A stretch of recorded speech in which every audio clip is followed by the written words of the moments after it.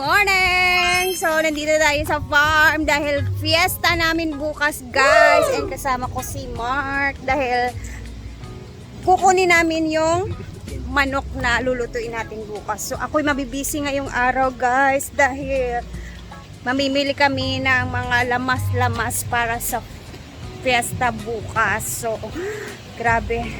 So, kahapon is pumunta sila Brenda ng syudad, and then at the same time bumili sila ng manok, nagpabili din ako. So kukunin natin yung ating 5 kilo na manok para for our apritada naman yun, mga madam. So mabibisi mo ng aking beauty. So, alam nyo na syempre kailangan natin magpasalamat sa ating patron, sa mga blessings. So mag-share din tayo ng blessing sa fiesta, kainan sa mga gustong pumunta sa bahay.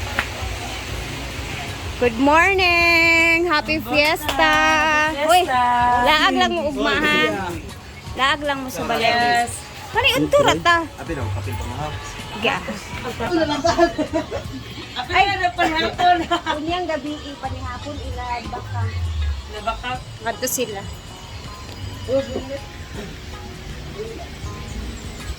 So kukunin muna natin ang ating mga dapat kukunin dito kasi wala nang malagyan, guys. Kailangan kukunin yung chicken natin.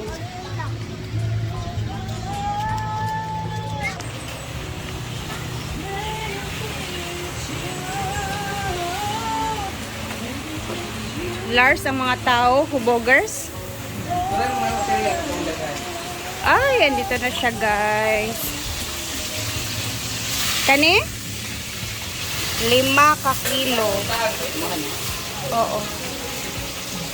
Tapos, nagpaprito si J. Ford ng kanilang ulam for tanghalian. Magbisi sa ako karon. Okay. Malit sa din kong mga lamas. Panila ako. Kaya magmalayo, di mo marinig ko yung tumatawa ba? Kung battery pa ko ganyan, habang salita ako, yung utak ko, nag-overthink kung ano kaya bitawan ko para mas happy sila, kung doon ba ako sa plan A, plan B. Pero pag malapit, yung kunting bitawan mo, yung gaganahan ka pang yung tapos makarinig mo pa na pagpastos, okay, pag mag-demure, okay, habalan na. Pero pag malayo, di ko ganun, sugapon, parang ma-energize ka ba, na excited sila, may excitement ba? Kasi pag sa iba kasi, di sasaan, magkanta. Happy ba sila, o bored ba sila, o gusto ba kanila makita? So kahit kagabi, kumakanta sila, ang galing-galing, pero yung tao parang bilang lang sa, nasa gilid lang yung tao, nasa malayo, walang nanonood sa'yo, di ba? Parang perform ka na, masarap kasi perform kasi nakikita na gano'n ba? Dugay ha, kay magbisi-bisi sa ako. Diba ang sa Di na ako magdugay, dari. Bye-bye, Chay! Magbisi sa sa kuan. Bakang Marian eh. Ha? Maria kung yanan si bakang ganahan kay siya, pero Pipilan kung ako ano na kang. Di ba kang niya? 500 may siguro na. Ako pa nawala ako oh. Suka? Nawala ako katungga. Ayaw pag wala ha, bantay ka lang away. Dili na to na. Ako wala nga akong tago, magay na ako kuha. Wala ko doktor ani. Siya naman ngayon mang. Aga maka-order ani. Na bakang gani. Baligyan ni bakang. Napayangan na dito. O pag sawa lang og mo gamit ka, ana baka ha. Dili Wala ko- na, last piece naman ata ni. Ay na lang wala ko sa. Dagan mo ko ingana pero lain na ito. Dagan ko sa ito. Kada ba Isa siya? na nawala kay pag-ana ba mo green din. Ito na lang sa inyo.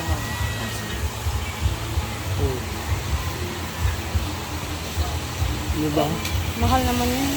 Okay mo naman. 6 digit naman yung ano mo. Uy, ayun ka na naman sa mga ganyan. Sige na, bye-bye na guys. Hindi naman kanina para maningin. Nagkuwara ko sa kuan, sa manok kay inyuhang dilig kaigo sa rep madaot. Bye-bye guys. Ay, paghapot mo sa balay unya, unsa yung gusto? Kasi maglaag mo sa gabi iba. Ha? Spaghetti? Oo, ma'am. Ha? Over ka naman sa Big Mac. Ay, meron kang anak, matanes ka. Ano yan? Umak mo. Sige na, bye-bye na. Bye. Paglaag lang mo niya gabi sa balay. Ah. Tara na, Beb.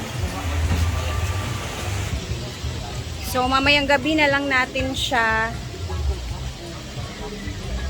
Unsa? Sako. Oh, laag lang mo dito ha.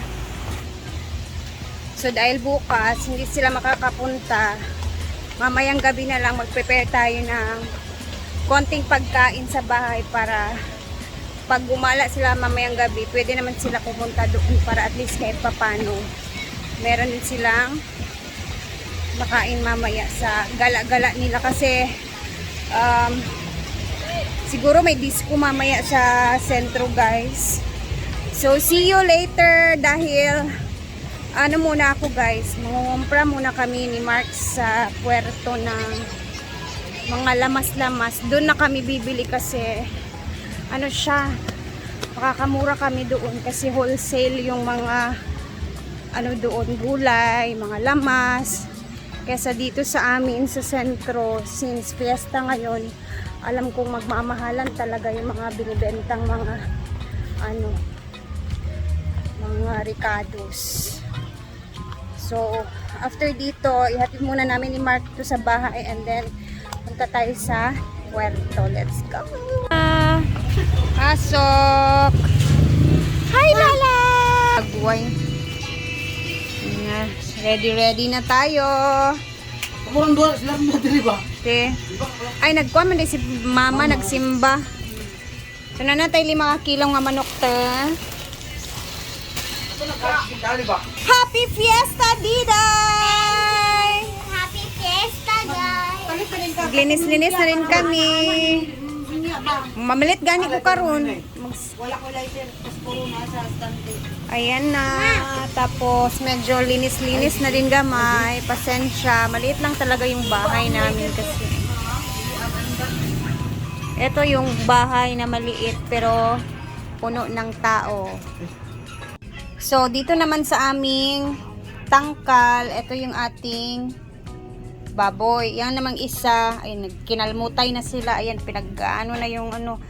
So, yung isa is papalitsyon yan kasi hindi yan amin. So, si Manoy kasi may nagpalitsyon sa kanya, ay si yung in-law ko. May nagpalitsyon sa kapatid ko. So, ito lang yung ating iihawin mamaya, guys. So, siguro nasa 80 kilos na to siya, no? So, siguro mga pila na ni kamans Dani, Beb? Kani atong baboy? O magpa 5 months na siya dito, guys. Actually, yung ginawa ko, nagbubuhay talaga kami dito ng baboy sa bahay. Ay, nagkalmutan sila kasi kahapon pa yan dumating dito yung isa pang ready kasi bukas lilitsyon na nila yan. Hindi yan atin, ha? So, ito lang yung ating iihawin buka ay ngayong araw.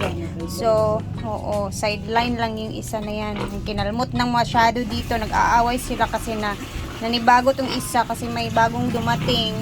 So, ito yung ating iihawin. Ito yung aming inalagaan for 5 months. Ayan, maliit pa yan siya dito. Pang fiesta talaga yan siya, guys. So, binili namin yan para pang fiesta talaga. Para hindi na tayo mahirapan bumili ng karne kasi mahal talaga yung mga karne ngayon.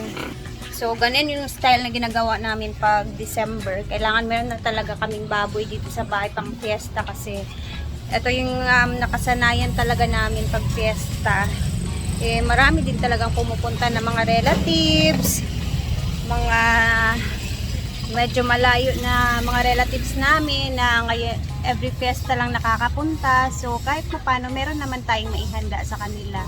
So, bali yung ano nun is magtitira din kami for Pasko para hindi na tayo maghanap ng ng karne para sa Pasko. Ganun lang. Praktikalan lang talaga siya kasi pag binili mo yung baboy, guys, mamahalan ka talaga pag impronto mong bibilhin yung baboy na yan.